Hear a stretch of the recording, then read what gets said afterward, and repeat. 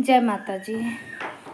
कहवा ही उपजेला कुसवा त कहवा पे परसवा न हो मोरी बहिनी कहवा पे बसे छठी मैया हो सखी न सब पूजे हो सखी न सब पूजे तगठिया लगावई हो।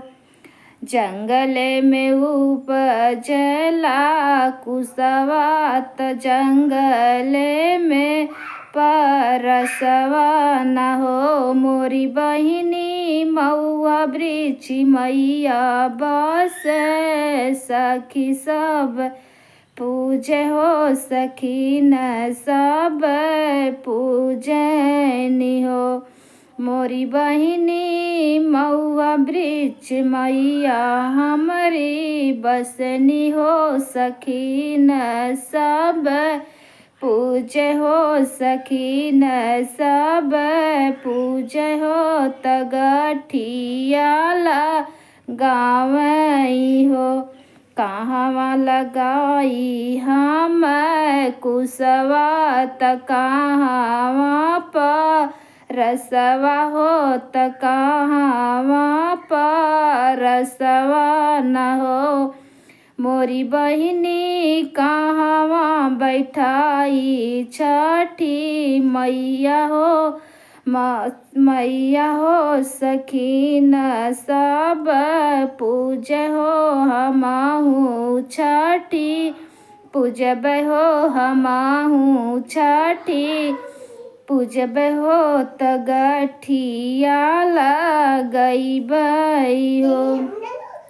आंगन में गाड़ी हम कुसवा त आंगन परसवा न हो मोरी बहिनी बेदिया बैठाई छठी मैया हो हमहू छठी पूजित हो हमहू छठी पूजित हो तगठिया लगाई न हो। काऊ चढ़ाई हम कुसवा त काऊ परसवा त काऊ परसवा न हो मोरी बहिनी काऊ चढ़ाई छठी मैया तगठिया लगाईब हो।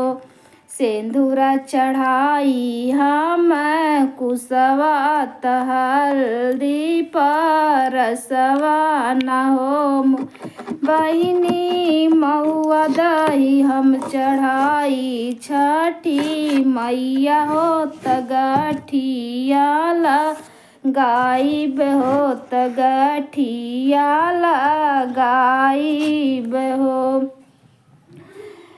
काऊ जे मांगी हम कुसवा त काऊ परसवा न हो मोरी बहिनी काऊ जे मांगी छठी मैया हो तगठिया लगाईब हो मोरी बहिनी काऊ जे मांगी छठी मैया हो तगठिया लगइब न हो।